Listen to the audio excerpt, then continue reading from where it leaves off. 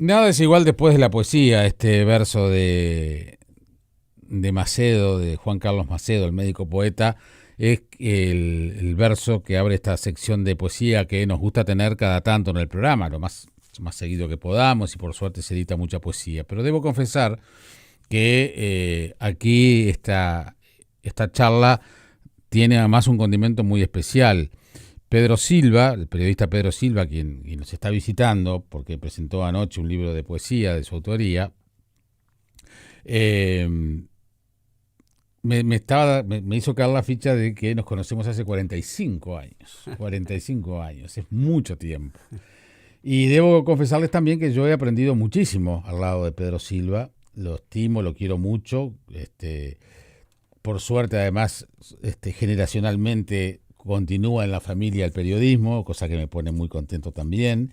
Pero bueno, también conocernos en la década del 80, haciendo periodismo, no era fácil, y uno venía siendo un adolescente en épocas muy complicadas. Pedro tenía 45 años menos, no menos entusiasmo, pero sí mucha prudencia. Siempre fue un tipo muy ecuánime, muy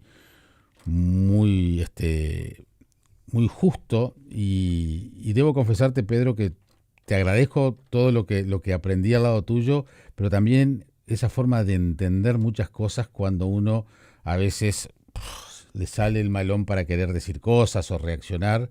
Así que bueno, por todo eso, gracias. ¿Cómo te va? Bueno, hola Jaime. Lo primero, agradecerte por este encuentro. Hacía tiempo que no nos veíamos. Sí. Y también me quedo contento de haberte sorprendido con un libro de poesía. Sí, ahora vamos a hablar del libro. Pero no, referido a eso,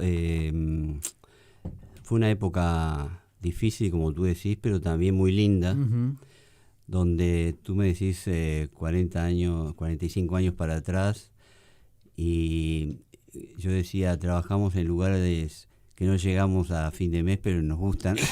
Sí, claro.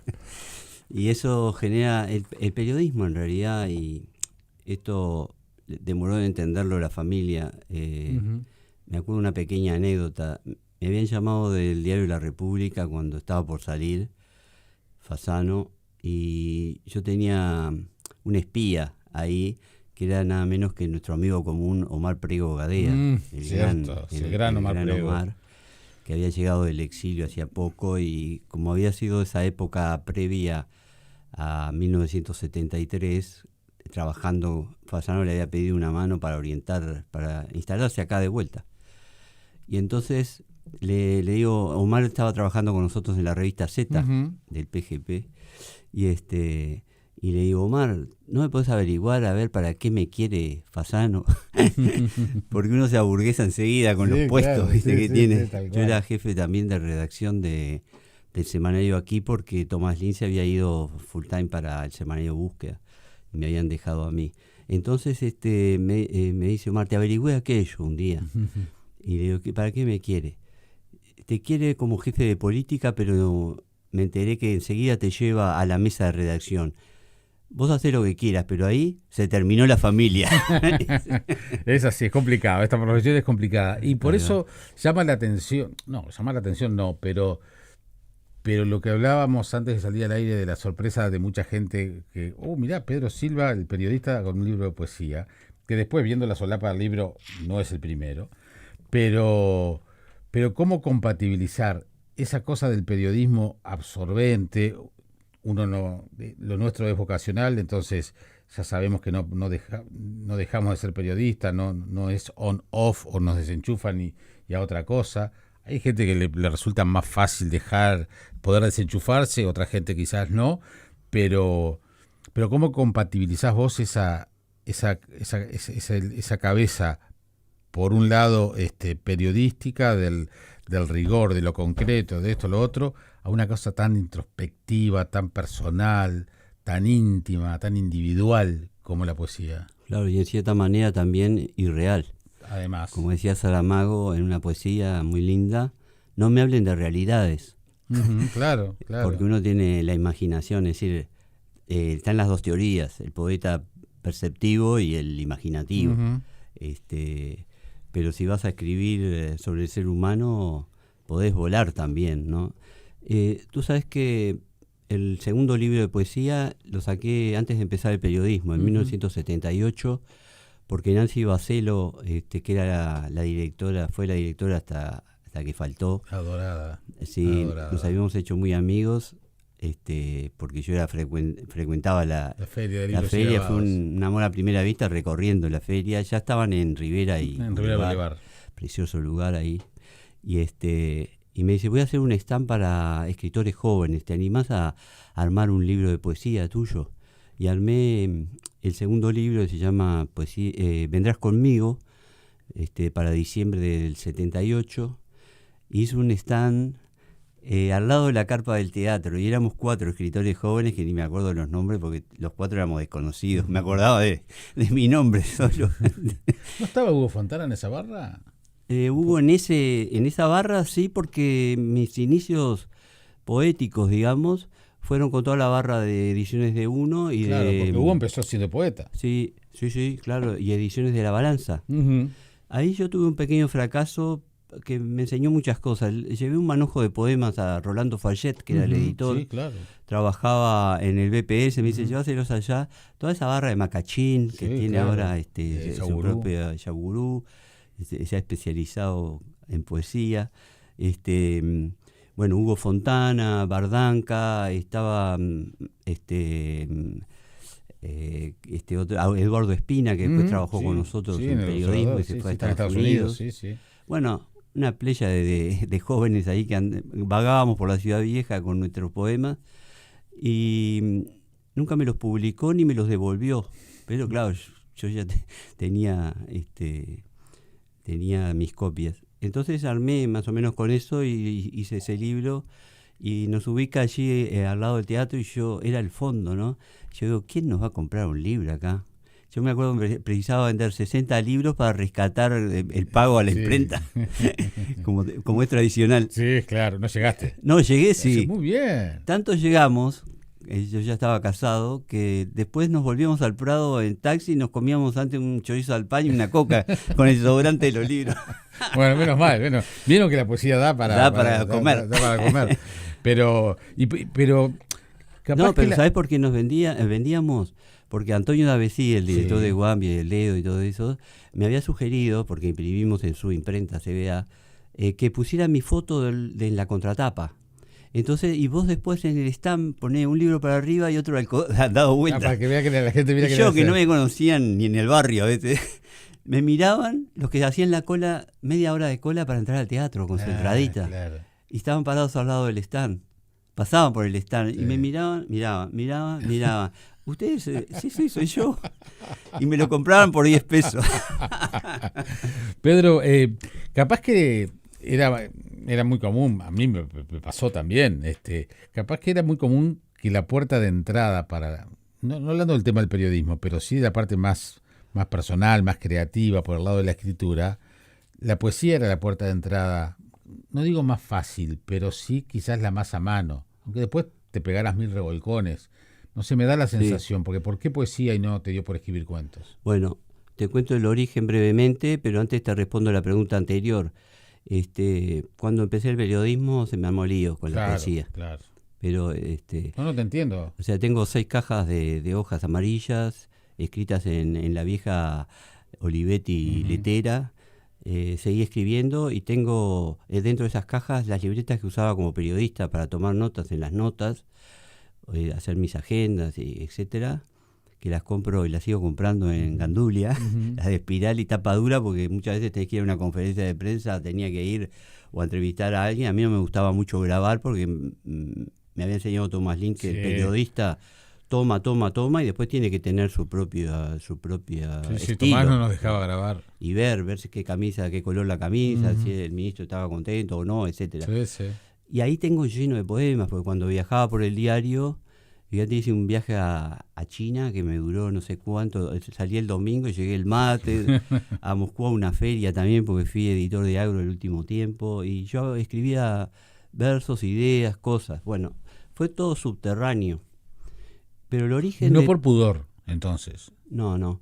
fue por falta de tiempo. Ujú. Siempre envidié a mi periodista de policiales del Observador, Renzo Rossello, gran Ujú, amigo, sí, gran claro. escritor, este, que decía, tú, Pedro, yo era el editor de Sociedad en ese momento y él había venido desde la República y el diario había tenido un cronista Casavieja que lo mataron en un asalto Sí, sí, en... fue compañero mío del canal. Ahí César va, Casavieja. César, gran Terminó valor, siendo guardia de seguridad y lo terminaron en matando un en un asalto ahí en en Belvedere un por supermercado, la sí. Pero Teja. además fue terrible, fue terrible. Fue horrible para nosotros. Eh, pero dependía de política. Y después decidió el diario que yo tomara un periodista policial, porque nos faltaba la crónica policial por distintas razones filosóficas del Ujú. diario, en fin. Sí.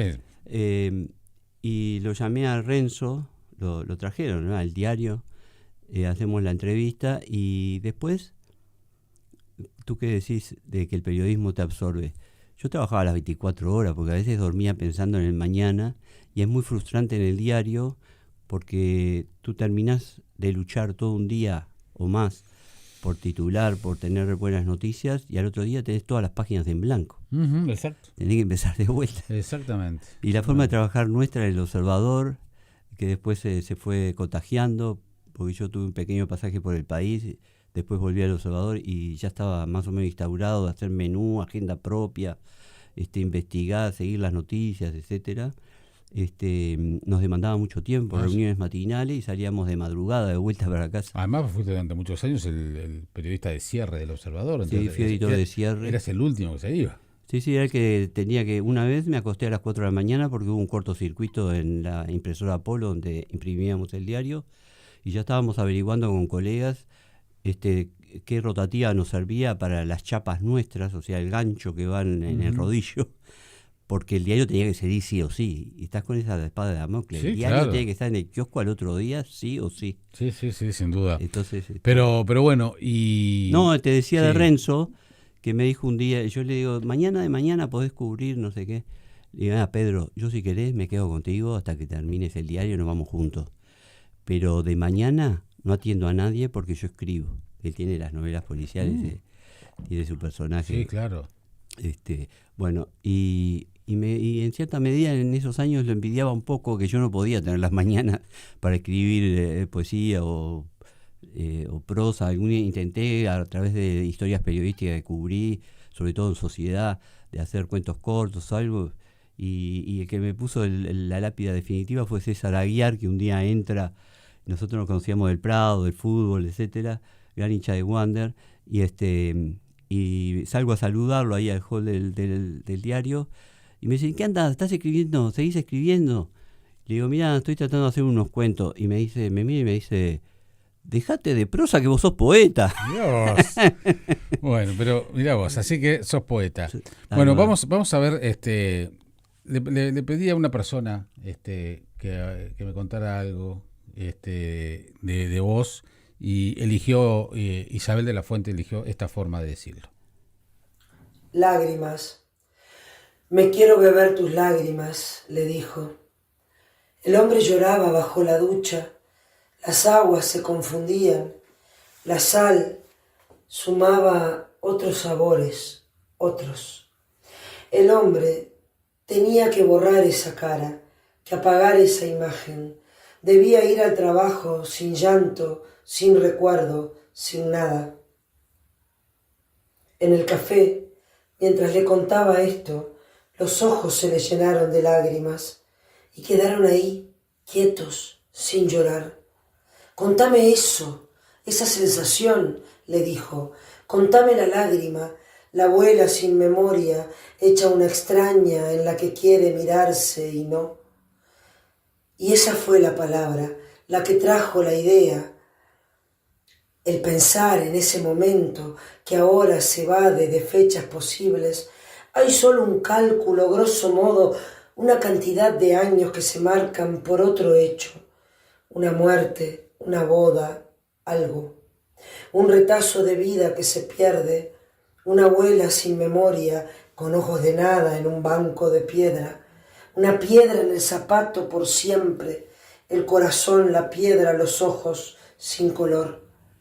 Y hoy, el café negro, en el café de sillas bamboleantes, con el hombre de pies grandes y gordos que se arrastra entre el mostrador y las mesas, lento, resoplante, acarrea los vasos calientes, los sobres de azúcar, el agua.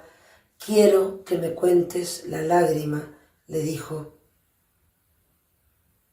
Mincho Bar, Montevideo, 22 de mayo de 2007.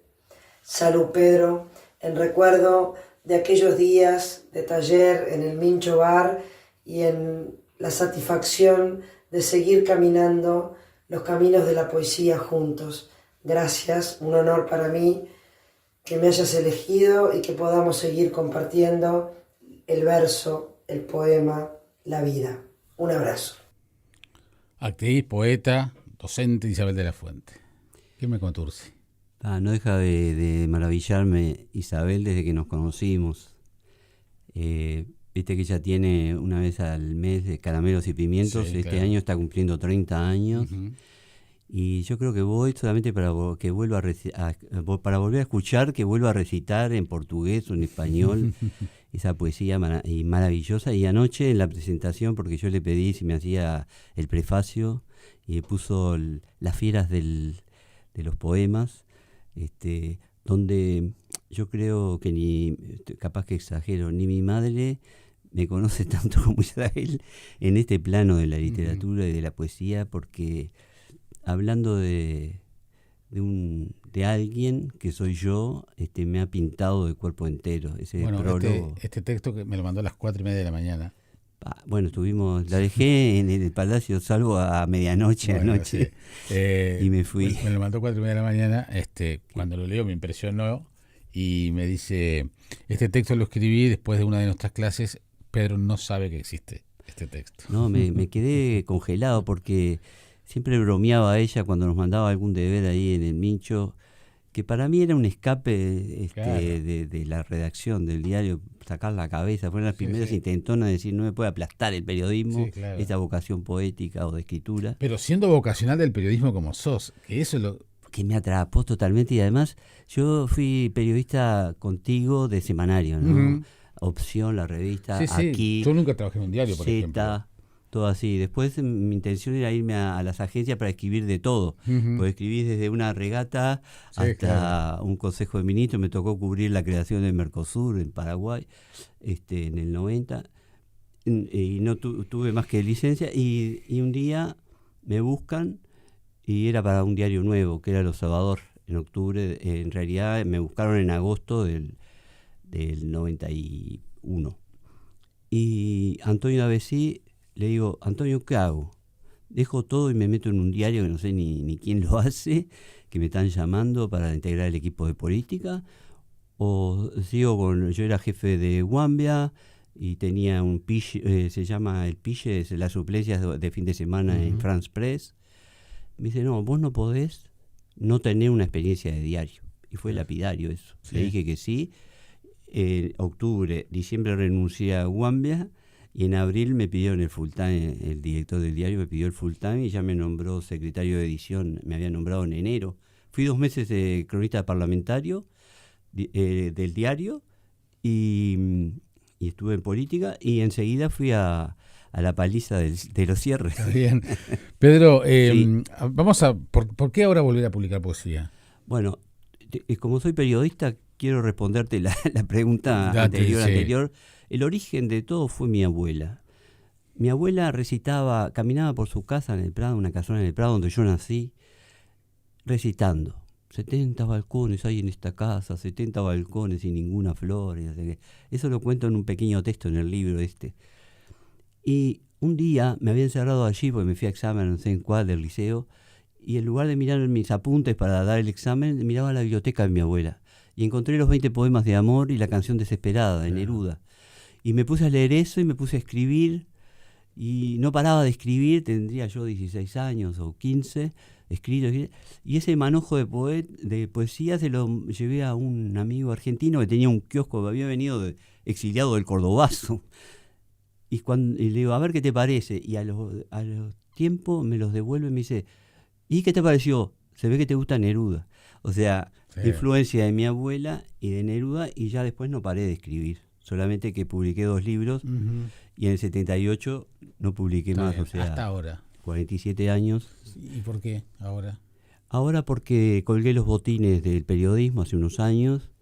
Me fui un mes a San Lorenzo del Escorial, a un hotelucho, a escribir para ver si retomaba la llama.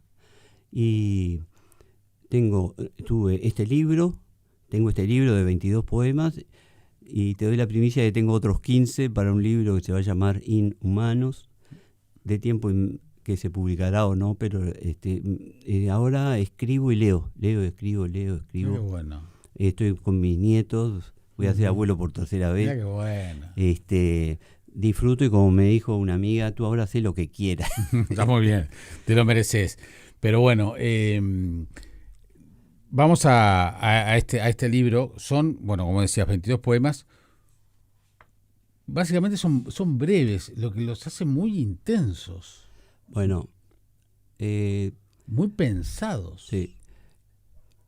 sí, bueno, la génesis, San Lorenzo del Escorial, 25 días, estuve encerrado en un hotel, 3 Arcos, divino, con un amigo que estaba ahí desde la pandemia, un amigo de una amiga periodista española, Guillermo, me decía, ¿cómo estás en ese hotel? Un día voy a entrar a ver cómo es. Él que estaba allí lo veía como extraño. Sí.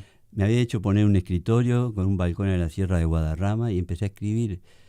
Y empecé a sintetizar mi vida y a darme cuenta que no se precisa muchas palabras, pero al mismo tiempo había una sola librería que compré la obra esencial de Machado, que me costó un dolor de cabeza con la valija, porque son 1000 páginas con tapa dura, una edición casi papel Biblia divina, picoteando, incluye a Juan de Mairena, que fue uno de nuestros claro, ideólogos, y la brevedad de Mairena y de Machado, ni que hablar. Y encontré en un kiosco donde compraba diarios de vicioso, un libro, vendía algunos bestsellers, y había uno que decía Las palabras que importan, de Catherine Mannix, una médica británica que estaba vigente, y ha publicado varios libros, dedicada a los cuidados paliativos. Y dije, las palabras que importan, eso es lo que a mí me interesa. Entonces me lo compré el libro, y fue lo que me leí, pero me lo devoré. No salía casi del hotel más que para desayunar y volvía todo el tiempo para mí. Me lo leí rápidamente y empecé a hacer algunos poemas en base a eso. Y por eso el te doy la palabra. Porque ella dice que lo importante es escuchar al otro. Y escuchar las palabras que importa, que casi nunca las decimos. Y mucho menos las escuchamos. Y entonces de ahí derivó que yo ya estaba escribiendo Te doy la palabra. Uh-huh. Y muy breve, yo nunca hice poemas que pasaran. Creo que en el primer libro, juvenil, algún poema pasó para la otra página, pero yo muy poco.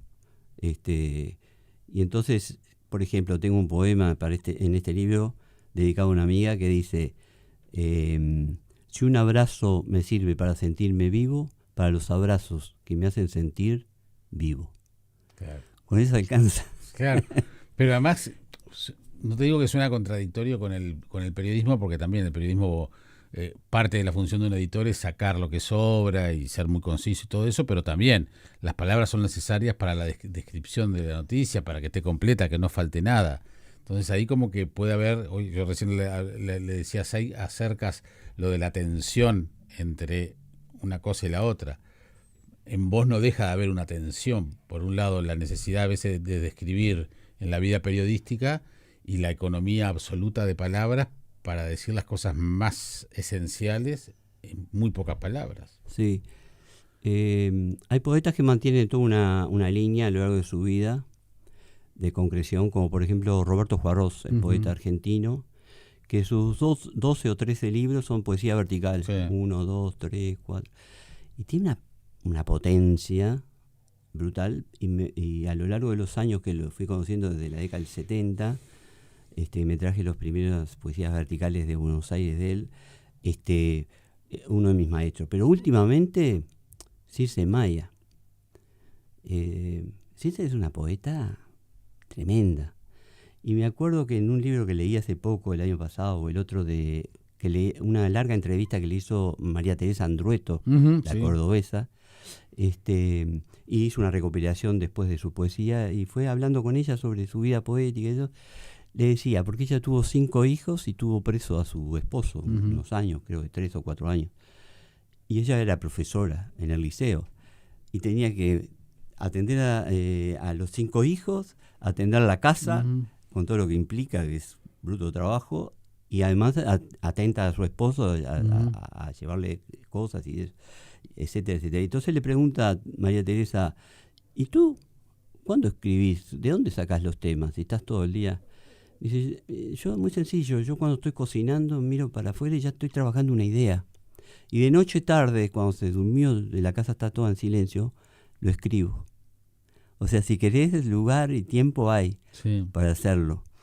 Pero lo que más me asombra y que me parece que es como su derrotero, primero, la cotidianidad de su poesía, que me encanta. Sí. Me encanta poder escribir sobre una frutilla, sobre una planta que ve, me interesa el ser humano, siempre me interesó la condición humana, pero esa simplicidad que de repente de algo de la vida cotidiana, una poesía preciosa, y la brevedad también. Entonces yo no me siento como te debe pasar a ti también, que has escrito mucha cosa. Uno no se sienta el escritor en ningún género. O sea, se sienta así con esquemas, puede sentarse con ideas obviamente, pero uno entra en esa aventura y no sabe cuándo termina. Claro. ¿No? Una vez entrevisté a Da Rosa, el poeta, escritor criollo, le podemos decir. Julio C. Da Rosa. Julio C. Da Rosa, en la casa, entonces en un apartamento en Pocitos vivía, me recibió en su escritorio y me dice, yo a veces me siento acá, después de cenar. Tengo una hoja en blanco y un lápiz. Y a las 5 de la mañana me voy a dormir sin haber escrito una sola línea. Está bien.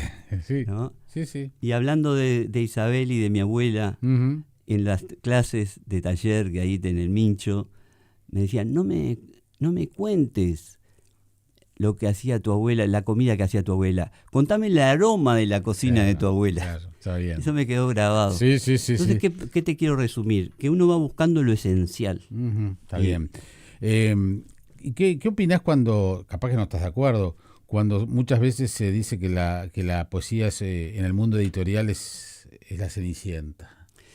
Bueno, lo primero que te podría responder es que estoy muy contento, quizás por obra de las redes sociales, de que veo actividades por todos lados de poesía.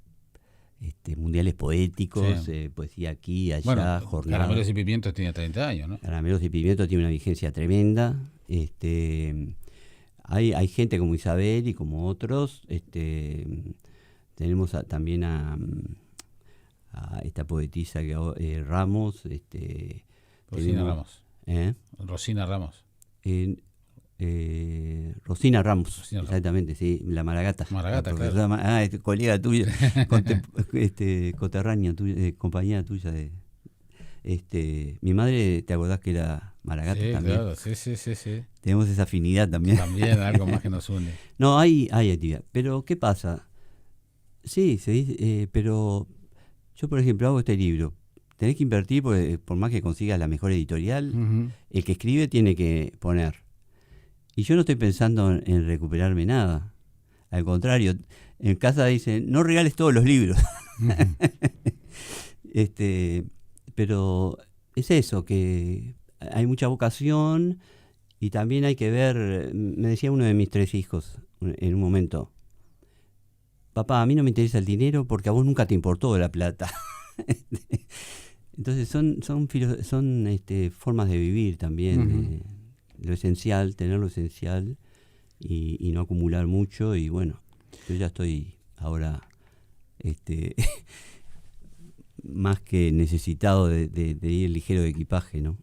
Bien, el libro, te doy la palabra, editado por Ginkgo, editorial, lo distribuye Escaramuza. Escaramuza, sí. O sea que lo encuentran allí en la librería Escaramuza, debería estar en todas las librerías, pero bueno, sepan que la referencia es la librería Escaramuza. Sí, ahí lo tienen, y anoche, que yo llevaba en el auto algunos ejemplares por las dudas, pero todo el mundo tenía su ejemplar porque se me acalambró la mano de firmarle Muy a bien, los me alegro amigos o mucho. todo. Que vi, deben tener también porque le llevaron de escaramuza. Ujú. O sea, como sus... No sé, no quiero ofender a nadie, pero como subsidiaria, como... Sí. O sea que si hoy fuera alguien que despertó interés en Charco, ahí en Maldonado y Martínez Trueba, ahí también. Muy bien. Pedro Silva, bueno, acá una cantidad de gente te manda saludos, y está muy atento. Bueno, obviamente Isabel de la Fuente la teníamos ahí en primera Sí, fila. grande Isabel. Valentín Trujillo, Pablo Solari, también todos, Sí, todos, sí. toda la barra, Le digo a Valentín que tengo ganas de presentar en Maldonado porque tengo algunos amigos. Y está González Bertolini ahí Sí, claro. que está haciendo unos talleres y cosas. Tengo varios lugares, porque mi librera también se fue para Tacuarembó y ya le dije que voy a ir a Tacuarembó con el libro, y tengo en San José. Y algo te inventar en San José. En San José, sin Sí, lugar a bueno. dudas, porque siempre se vuelve al primer amor. Está muy bien. Así que, El libro se llama Te doy la palabra, editado por Ginkgo, distribuye Escaramuza, del periodista, amigo y maestro Pedro Silva. Gracias por venir, Pedro, qué gusto de verte. igualmente yo. Que pases Muchas muy gracias. bien.